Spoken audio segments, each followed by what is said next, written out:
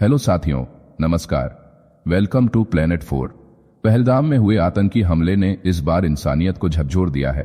आतंकियों ने हिंदुओं को चुन चुनकर मारा। ये साफ तौर पर एक नरसंहार था, लेकिन इस बीच जो सबसे चौंकाने वाला घटनाक्रम हुआ वो था भारत के मुस्लिम संगठनों का तूफानी ऐलान। महबूबा मुफ्ती से लेकर असदुद्दीन ओवैसी तक देश के बड़े मुस्लिम नेताओं की आंखों में भी अब बदले की आग जल रही है। उन्होंने इस आतंकी हमले की निंदा करते हुए साफ कहा है, अब खामोशी का वक्त नहीं रहा। हिंदू हो या मुस्लिम, अब पूरा भारत एक सुर में पाकिस्तान के खिलाफ खड़ा हो गया है। आतंकी हमला अब धार्मिक नहीं रहा है, यह भारत की आत्मा पर हमला बन चुका है। जब भारत की आत्मा पर हमला होता है तब बदला कैसे लेना है यह दुनिया को सबसे बेहतर हमारी सेना दिखा चुकी है।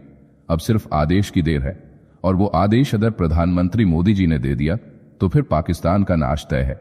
सोशल मीडिया पर अब सिर्फ दुख नहीं, बदले की लहर दौड़ रही है। लोग कह रहे हैं 28 के बदले अब 28,000। ये सिर्फ गिनती नहीं, ये भारत के जख्मों की गूंज है।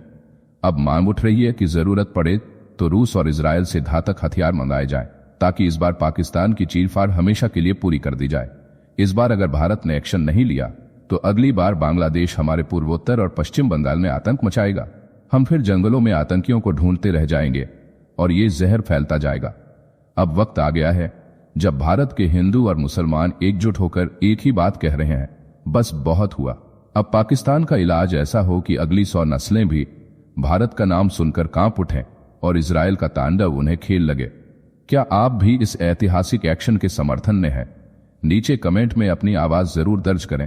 अब आइए जान लेते हैं कि आखिर भारत के मुस्लिम संगठनों ने ऐसा क्या नया बवाल खड़ा कर दिया है जिसने पूरे देश को झकझोर दिया है। कश्मीर के आतंकी हमले में भले ही आतंकियों ने हिंदुओं को चुन चुन कर मारा, लेकिन इस बार भारत के मुसलमान चुप नहीं बैठे। देश के तमाम बड़े मुस्लिम संगठनों ने एक सुर में ऐलान कर दिया, हम अपने हिंदू भाइयों के साथ खड़े हैं। ये हमला सिर्फ एक धर्म पर नहीं था, ये पूरे भारत पर हमला था और इसका जवाब भी पूरा भारत देगा। एक साथ, यही है भारत की असली ताकत। यही है वह एकता जो इस देश को अखंड बनाती है। जब हिंदू मुस्लिम एक साथ खड़े हो जाएं, तो दुनिया की कोई ताकत भारत को झुका नहीं सकती। जम्मू कश्मीर के पहलगाम में आतंकियों ने खून खेल दी। 22 अप्रैल को दोपहर 2:45 पर बेताब घाटी में पर्यटकों पर कहर बरपा। आतंकियों ने नाम और धर्म पूछकर 26 लोगों को गोलियों से भून डाला। इस बीच देश भर के मुस्लिम संगठनों का गुस्सा फट पड़ा। उन्होंने इस कायराना हमले की कड़ी निंदा की और पाकिस्तान को सबक सिखाने की मांग उठाई। पीपुल्स डेमोक्रेटिक पार्टी की प्रमुख महबूबा मुफ्ती का दिल रो पड़ा। उन्होंने कहा कि यह हमला पूरे जम्मू कश्मीर पर है। कश्मीरी लोग शर्मिंदगी महसूस कर रहे हैं, इसकी जितनी निंदा करें कम है। महबूबा ने कहा कि पूरा देश दुख में डूबा है। उनका बयान हर दिल को छू गया। AIMIM प्रमुख असदुद्दीन ओवैसी ने कहा कि यह हमला निंदनीय है। दोषियों को कानून के तहत कड़ी सजा मिलनी चाहिए।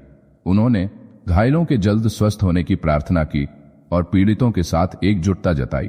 मुस्लिम संगठनों का साफ संदेश है कि आतंक के खिलाफ पूरा देश एकजुट है। जमात इस्लामी हिंद के अध्यक्ष सैयद सदातुल्लाह हुसैनी ने गहरे दुख के साथ हमले को अमानवीय बताया। उन्होंने सोशल मीडिया प्लेटफॉर्म एक्स पर लिखा कि पहलगाम में निर्दोष लोगों और विदेशी पर्यटकों की हत्या बेहद दुखद है।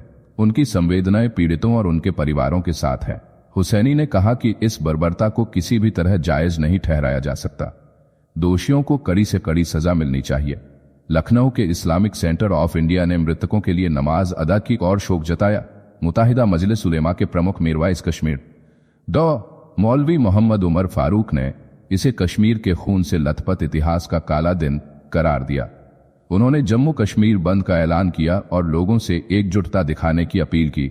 बाबरी मस्जिद के पूर्व पैरोकार इकबाल अंसारी ने गुस्से में कहा कि पाकिस्तान को इसका अंजाम भुगतना होगा।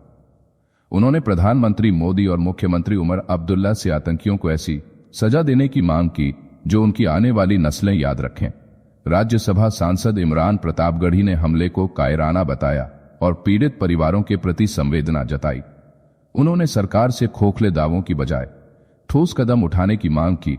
क्रिकेट दिग्गज विराट कोहली भी गुस्से में है। उन्होंने सोशल मीडिया पर लिखा कि पहलगाम में मासूमों पर क्रूर हमला दिल दहला देने वाला है। कोहली ने मृतकों के परिवारों के लिए संवेदना जताई और इंसाफ की मांग की। उनकी आवाज ने देश के गुस्से को और भड़का दिया। लोग सड़कों पर उतर रहे हैं। आतंकियों को कड़ी सजा देने की मांग तेज हो रही है। प्रधानमंत्री नरेंद्र मोदी ने सऊदी अरब का दौरा छोड़ भारत लौटते ही कमर कस ली। दिल्ली एयरपोर्ट पर उन्होंने विदेश मंत्री डॉ.एस. जयशंकर, राष्ट्रीय सुरक्षा सलाहकार अजित डोभाल और विदेश सचिव विक्रम मिस्री के साथ आपात बैठक की। यह संकेत है कि बड़ा एक्शन आने वाला है। देश की नजरें अब सरकार के अगले कदम पर टिकी हैं। पहलगाम का खून बेकार नहीं जाएगा। पहलगाम हमले ने कश्मीर के पर्यटन को झटका दिया है। लोग डर से अपनी यात्राएं रद्द कर रहे हैं। एनआईए की टीम श्रीनगर पहुंची और जंगलों में सर्च ऑपरेशन शुरू हुआ। बारामूला में 2 आतंकी ढेर किए गए, लेकिन गुस्सा अब भी ठंडा नहीं हुआ। हमले के 3 आतंकियों के स्केच जारी हुए और संदिग्ध की तस्वीर सामने आई। सऊदी अरब के प्रिंस ने भी हमले की निंदा की और हर संभव मदद का भरोसा दिया। देश में गुस्से की लहर है। लोग सड़कों पर उतर रहे हैं। मुस्लिम संगठनों ने साफ कर दिया कि आतंक का कोई धर्म नहीं। उनकी मांग है कि पाकिस्तान और उसके पालतू आतंकियों को करारा जवाब दिया जाए। दिल्ली में प्रधानमंत्री मोदी की कैबिनेट कमेटी ऑन सिक्योरिटी की बैठक होने वाली है। देश की नजरें अब सरकार के अगले कदम पर टिकी हैं। पहलगाम का खून बेकार नहीं जाएगा। यह वक्त है निर्णायक कार्रवाई का। जाने से पहले वीडियो को लाइक करके चैनल को सब्सक्राइब कर लें।